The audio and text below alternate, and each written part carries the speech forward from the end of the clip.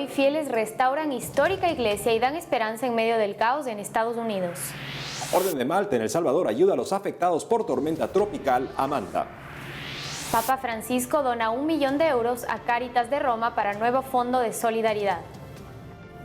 Gracias por estar con nosotros, amigos, en EWTN Noticias. Soy Eddie Rodríguez Morel. Gracias por acompañarnos un día más. Soy Silvia Ordóñez. Empezamos el programa contándoles que en Texas, Estados Unidos, un grupo de fieles se propuso reparar una histórica iglesia de su comunidad, con el fin de dar esperanza en medio de las dificultades por el COVID-19. Veamos los detalles. Hace poco, algunos de los fieles de la histórica Iglesia del Sagrado Corazón, ubicada en el oeste de la ciudad de San Antonio, en Texas, Estados Unidos, restauraron la infraestructura de la edificación construida en 1963 y que con el pasar del tiempo empezó a mostrar un deterioro que ponía en riesgo a la comunidad.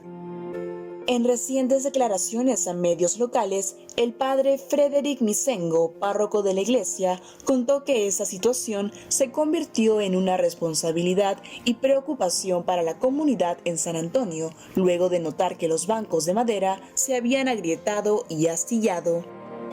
Asimismo, el sacerdote manifestó que había la necesidad de colocar una nueva valla de seguridad, pues la que tenían ya estaba maltratada y representaba un peligro para los feligreses. Frente a esa situación, miembros de la Iglesia Sagrado Corazón, Perry Cross, actual supervisor del proyecto, y Henry Cisneros, exalcalde de la localidad de San Antonio, trabajaron en conjunto para inspeccionar y llevar los implementos necesarios para la restauración del templo. Además, organizaron la recaudación de fondos con la comunidad parroquial para llevar a cabo este propósito, el cual, señalaron, permitió a los feligreses encontrar esperanza en medio del caos que vive Estados Unidos a causa del COVID-19.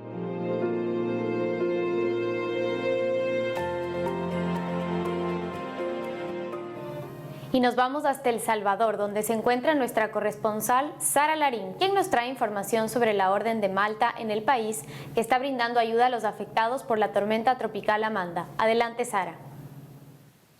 Hola amigos, los saludo desde la ciudad de San Salvador para informarles que la Orden de Malta en El Salvador se encuentra brindando ayuda humanitaria a los más necesitados que fueron afectados a causa de la tormenta tropical Amanda.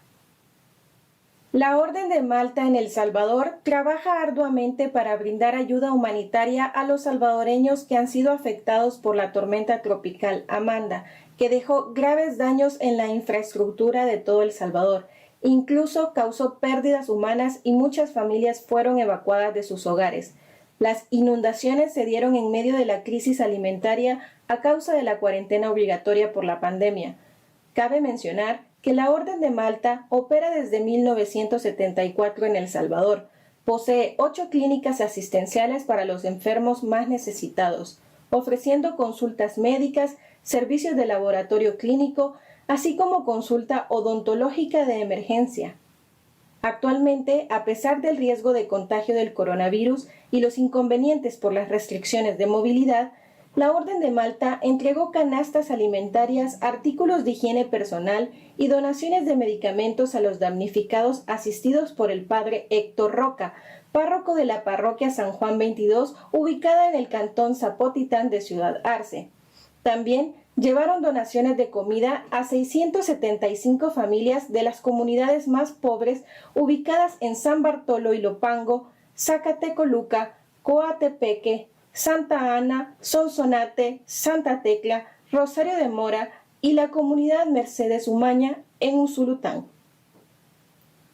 Amigos, esa es toda la información que tenemos hasta el momento desde El Salvador. Informa para EWTN Noticias, Sara Larín. Adelante, estudios. Gracias, Sara, por la información.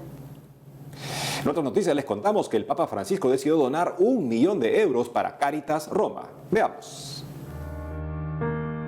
El Papa Francisco escribió una carta hace unos días a su vicario para la diócesis de Roma, el cardenal Angelo de Donatis, en la que anunció la donación de 1 millón de euros a Cáritas de Roma para establecer un fondo de solidaridad llamado Jesús Divino Trabajador, destinado para quienes atraviesan mayores dificultades económicas en el país debido a la pandemia. Por otro lado, según el Santo Padre, este fondo quiere ser un signo capaz de llamar a todas las personas de buena voluntad a ofrecer un gesto concreto de inclusión, sobre todo hacia aquellos que buscan consuelo, esperanza y reconocimiento de sus propios derechos. En esta línea, el Sumo Pontífice reconoció que el presente tiempo de sufrimiento que estamos viviendo a causa de la pandemia, además de sembrar dolor y preocupación, está seriamente dañando el tejido social de la capital italiana. Por ello, el Santo Padre expresó que lo ideal sería que el retorno a la normalidad comience precisamente con una obra que nos una y ayude a afrontar los sufrimientos de aquellos que están en las periferias. Finalmente, el Papa Francisco impartió la bendición y pidió la intercesión de la Virgen María para la protección de todos.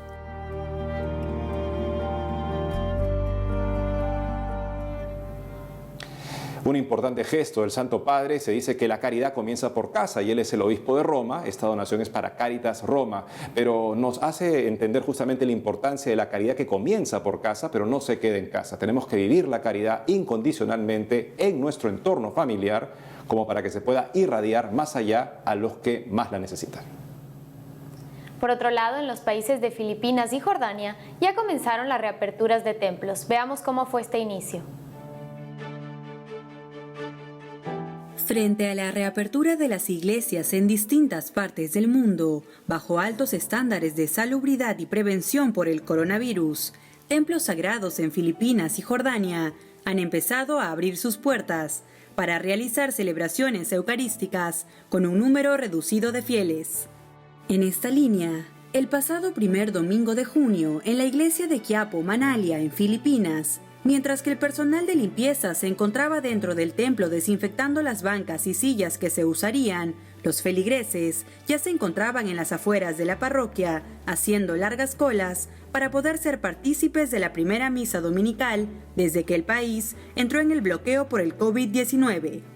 Por otro lado, en Jordania, hace 11 semanas que se cerraron las iglesias para detener la propagación del coronavirus, dejando así a los fieles sin un contacto directo con la Eucaristía.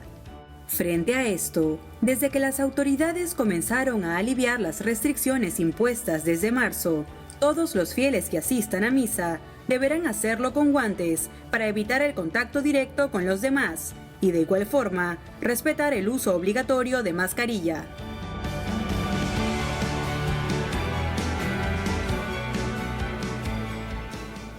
Ahora les contamos que a fines de mayo hubo una votación en el Congreso del Estado Mexicano de Nuevo León respecto a una iniciativa para que se reconociera el derecho preferencial de los padres en la educación de sus hijos. Sin embargo, esta no alcanzó los votos suficientes. Para conversar cómo se encuentra ahora este proyecto de reforma, estamos conectados vía Zoom con Marcial Padilla, director de la plataforma Con Participación. Marcial, bienvenido a EWTN Noticias. Muchas gracias, un saludo para todos. Marcial, ¿nos podrías comentar primero, para ponernos en contexto, qué se busca con este proyecto de reforma en la Constitución de Nuevo León y por qué consideras tú que no alcanzó los votos suficientes para ser aprobado? Lo que se busca con este proyecto de reforma es que en la Constitución del Estado de Nuevo León quede reconocido el derecho preferente de los padres a elegir el tipo de educación que recibirán nuestros hijos. Recordemos nada más que México es una república federal, entonces tiene una federación con una constitución federal y luego cada estado a su vez tiene constitución y leyes estatales. Entonces, lo que se buscaba era reconocer explícitamente el derecho de los padres a educar a nuestros hijos exactamente como viene en la Declaración Universal de los Derechos Humanos, artículo 26, número 3. No pasó, no se consiguieron los suficientes votos por dos motivos. El primero fue que la Secretaría de Gobernación del gobierno federal presionó a los diputados diciéndoles que no debían votar esa reforma porque iba a ir contra la Constitución Federal, lo cual causa extrañeza porque ¿cómo va a ir contra la Constitución Federal la Declaración Universal de los Derechos Humanos? No tiene sentido. Pero también porque lograron manipular a muchos jóvenes haciéndoles creer que los padres de familia iban a prohibir la educación sexual, lo cual es falso. Obviamente va a haber educación sexual, no puede no haber educación sexual. Lo que se está pidiendo es el derecho de los padres de educar en libertad sin imposiciones del gobierno. Y eso es bueno para todos, incluso para los que se oponen. Lo que queremos es que no haya imposiciones, ni en la educación sexual ni en ningún tema. Es una cuestión de libertades. Y ahora, después de este primer paso de presentación del proyecto de reforma, ¿qué sigue? ¿Qué piensan hacer para que nuevamente esta iniciativa sea aceptada?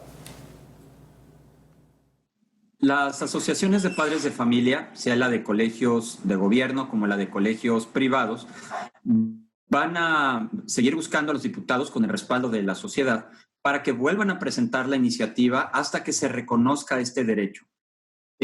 Posiblemente exista una formulación que haga imposible que el gobierno federal haga presión. Hay que recordar que el gobierno federal es un gobierno que tiene una forma de ver a la sociedad contraria a muchos valores familiares, al respeto de la biología, sobre la ideología de género, etcétera. Entonces, vamos a buscar otra forma de presentar esta iniciativa de forma que no haya manera de que lo nieguen.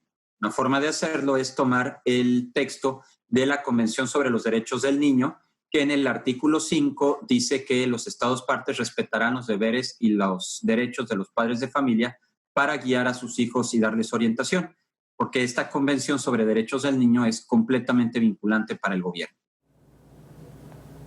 Finalmente, ¿qué mensaje podrías darle a los padres de familia que sienten que no pueden escoger libremente la educación que quieren brindarle a sus hijos?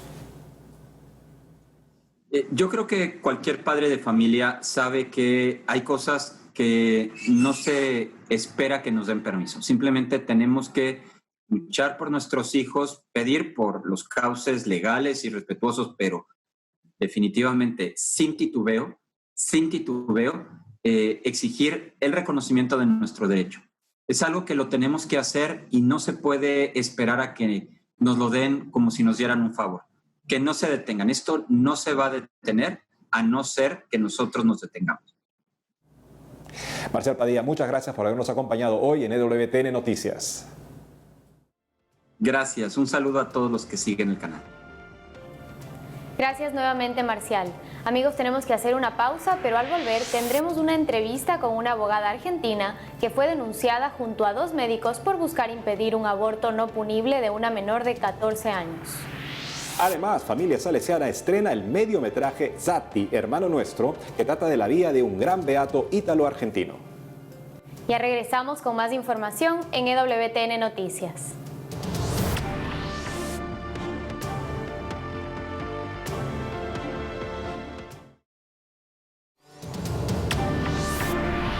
Ahora nos vamos hasta Argentina para comentarles que Paola Miers, abogada provida, junto a su esposo, el doctor Federico Bazán, y el médico Federico Antequeda, fueron denunciados por un fiscal acusados de buscar impedir el aborto no punible de una menor de 14 años en 2018.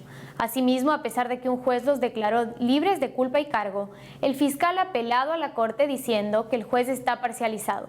Para contarnos todos los detalles al respecto, está conectada con nosotros la propia abogada Paola Miers, a quien le damos la bienvenida a EWTN Noticias.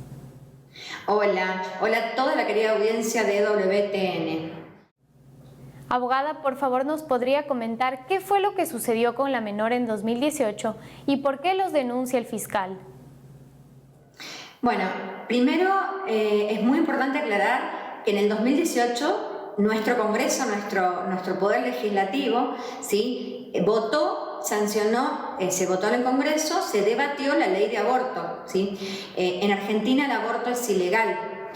Por lo tanto, en el 2018 nuestros diputados, nuestros senadores dijeron que no al aborto. Y no obstante esto, la provincia de San Juan no posee un protocolo de aborto no punible. Entonces, si bien hay causales de excepción, el aborto siempre es un delito penado por el Código Penal, perdón. Y hay 2 excepciones. Una es cuando hay un peligro de vida inminente con la madre y la otra es en un caso de un abuso sexual a una menor discapacitada, ¿sí? En este caso en particular que nos llamaron a nosotros en el 2018, había una menor de 14 años, se nos informa que la menor no quería abortar. Pertenezco a la red de abogados por la vida de la provincia. Nos acercamos con mi esposo, que es obstetra, y el doctor Antequeda estaba de guardia ese día, ¿sí? Cuando nosotros llegamos, tarde, alrededor de las 10 de la noche, pudimos conversar menos de 10 minutos con la madre. nos explicó lo que estaba sucediendo, no estaba segura de la práctica, le pedimos que espere 48 horas y no obstante esto vino policía de seguridad y nos sacaron del hospital. Por supuesto, con muy buenos términos, estuvimos menos de 10 minutos y el día lunes, a raíz de todas las irregularidades practicadas en ese momento, hicimos una denuncia penal, ¿sí? La denuncia penal la presentamos el día lunes a las 7:30 de la mañana y a las 9 de la mañana ya estaba desestimada. Nosotros no entendíamos por qué, nunca se recaudaron información, no se tomó testimonial, no se vio las pruebas y directamente la desestimaron. Volvimos a hacer una denuncia a las 48 horas, la volvieron a desestimar y no solo que la desestimaron, sino que Fiscalía salió diciendo que nos iba a perseguir penalmente porque era una falsa denuncia, ¿sí? Entonces, con el correr del tiempo y con recaudado todas las testimoniales, nos dimos cuenta, porque la propia directora del hospital, en su testimonial, declaró ante sede penal que el fiscal que intervino, el que mandó desestimar la causa, el doctor Galvani, conoció el hecho, por lo tanto se debió haber apartado. Y el doctor Quattrapani, que también es fiscal general de la Corte, también intervino en todo este proceso. ¿Y ustedes tienen pruebas que avalen su versión de los hechos? Así es, por supuesto que sí. Yo les cuento que tenemos dos cuerpos, ¿sí? Dos cuerpos, con todas las denuncias, con todo, y se pudo recabar información, que la historia clínica se adulteró. Después, no se le hicieron los estudios prequirúrgicos a la menor, ¿sí? No se le hizo coagulograma. A nosotros nos sobresee el juez de la causa. También en la declaración nosotros informamos, primero, que no existió consentimiento para la práctica. De haber sido un aborto no punible, debería haber habido un consentimiento y una autorización. No existió consentimiento ni de la menor, que con 14 años se le debió explicar y pudo firmar el consentimiento. El padre tampoco firmó y la madre lo firmó y lo revocó. ¿Qué significa lo revocó? Que en un momento estuvo de acuerdo, pero se arrepintió. En toda práctica, en todo consentimiento, se puede revocar a último momento. Nosotros informamos esto y es un delito, y sin embargo la fiscal hizo caso omiso a cada prueba que nosotros presentamos y nos sigue persiguiendo en la justicia y mediáticamente también, amenazándonos mediáticamente. Abogada Paola Miers, es un caso muy complejo y esperamos que pronto todo esto se aclare por el bien de la defensa de la vida en Argentina y por el bien de ustedes. Los acompañamos con nuestras oraciones y muchas gracias por habernos acompañado hoy en EWTN Noticias. No, muchas gracias a ustedes.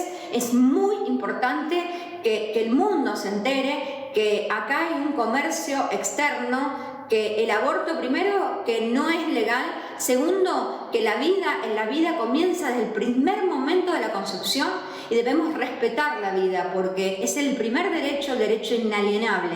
De él emanan todos los otros derechos. Entonces, el derecho a la vida es sobre todo y tenemos que defenderla, tenemos que respetarla y tenemos que ser la voz de los que no tienen voz. Muchas gracias. Gracias, Paola. Seguimos con información relevante desde Argentina y por ello nos conectamos rápidamente con nuestro corresponsal Matías Boca, quien nos presentará un video de la Comisión para la Protección de los Menores de la Arquidiócesis de Paraná, con consejos para crear un ambiente en el hogar que brinde protección a los más pequeños. Te escuchamos, Matías. Hola, Eddie y estimados televidentes, un saludo muy especial desde la Ciudad Autónoma de Buenos Aires. Para comenzar con las noticias, la Comisión para la Protección de Menores de la Arquidiócesis de Paraná compartió un video titulado "Cuidar nuestros ambientes es cuidar la niñez". El cuidado es la mejor prevención. Niños que crecen en ambientes protectores son menos vulnerables a la violencia. Se saben cuidados, escuchados y desarrollan su autoestima. Aprenden a confiar en adultos que los protejan, a comunicarse y pedir ayuda. Un entorno vivido con alegría y sin miedos en la infancia ayuda a enfrentar con éxito desafíos y adversidades. Cuidar nuestros ambientes es cuidar a la niñez. Comisión Arquidiocesana para la Protección de los Menores. Para finalizar con las noticias, la familia salesiana estrenó el mediometraje Sati, Hermano Nuestro, la primera película salesiana en la República Argentina. La primera película salesiana argentina para cine que narra la vida del beato ítalo-italiano Artemide Sati, un enfermero y religioso salesiano que supo vivir la santidad en los momentos más difíciles de su vida. Buenos días, ¿respiran todos?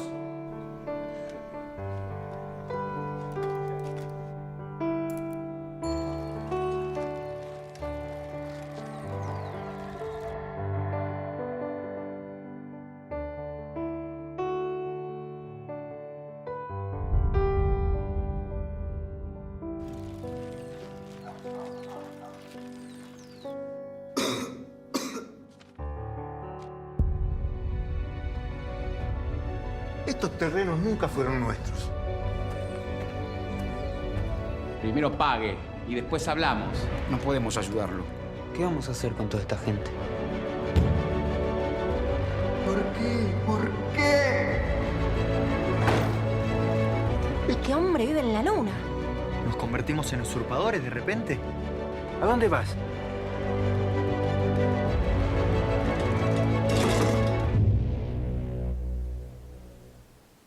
Estimados, muchas gracias por estar conectados con nosotros. Me despido hasta un próximo encuentro. Informó para EWTN Noticias, Matías Boca. Gracias, Matías, por la información. Por otro lado, hace poco el arzobispo de Piura, región en el norte del Perú, pidió la unión entre el gobierno peruano y todas las autoridades locales. Veamos.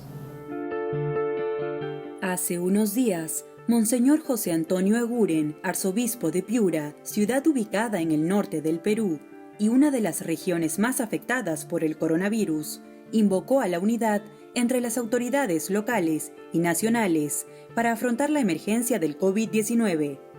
El prelado exhortó a los gobernantes a trabajar de manera concertada, apoyando todas las iniciativas buenas y así dejar de lado cualquier agenda política personal, ya que afirmó: lo más importante es enfrentar juntos la crisis del coronavirus. En ese sentido, Monseñor Eguren expresó que el pueblo peruano está sufriendo mucho, razón por la cual recalcó que es necesario actuar con un poco más de rapidez. Y es que en distintas partes del país se pueden observar a los peruanos cargando los cuerpos de sus familiares fallecidos, llevando ataúdes a los cementerios y enterrándolos.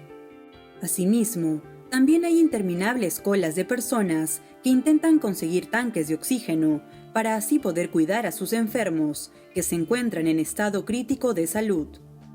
Cabe recordar que los casos de COVID-19 en el Perú están cercanos a los 200.000 contagiados, mientras que los fallecidos han subido a más de 5.000, razón por la cual la fabricación de los ataúdes ha subido exponencialmente, generando así que los ingresos de los productores de estos sarcófagos se eleven considerablemente.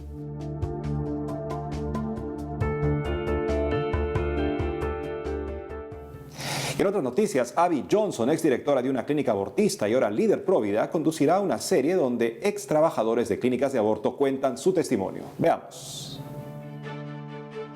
Abby Johnson, quien fue directora de una clínica abortista de la multinacional Planned Parenthood y ahora destacada líder provida, conducirá la serie Beautiful Lives, traducido al español como Vidas Hermosas, un programa de entrevistas donde ex trabajadores de la industria del aborto cuentan sus testimonios de conversión. Como se recuerda, la historia del cambio personal de Abby fue llevada al cine en la película Provida Unplanned en el 2019. En esta línea, en recientes declaraciones a un medio internacional, Johnson expresó que este tipo de contenido busca enfrentar a las personas con la verdad, permitirles ver lo que realmente pasa dentro de las clínicas de aborto. Asimismo, contó que por la gran cantidad de información que hay actualmente, muchas personas no tienen una posición definitiva sobre esta práctica, pues no saben en qué creer. Por ello, afirmó que los testimonios personales pueden ser la información más importante para optar por una posición. Finalmente, Abby Johnson indicó que este hecho no solo aplica para la lucha provida, sino para cualquier tema, dado que para apoyar una causa, las personas deben conocer las verdaderas intenciones de cualquier fin. Si usted desea ver la primera temporada de Beautiful Lives, puede ingresar a www.pureflix.com y suscribirse a su contenido digital.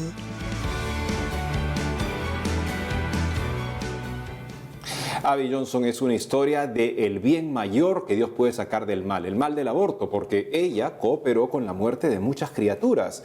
Pero eso no, finalmente, en la lógica de la conversión de Dios, no sirvió para hundirla a ella, sino para que ella sacara de ahí un compromiso como el que tiene, maravilloso, para salvar y respetar la vida de muchos niños. Así es, realmente un testimonio muy, muy valioso que además nos ayuda a ver que es posible y que, como tú dices, Dios es capaz de sacar cualquier bien, incluso del peor de los males. Así es, amigos, y con eso hemos llegado al final del programa de hoy. Gracias por haber estado con nosotros. Gracias por acompañarnos y no se olviden de seguirnos en nuestras redes sociales. Hasta mañana.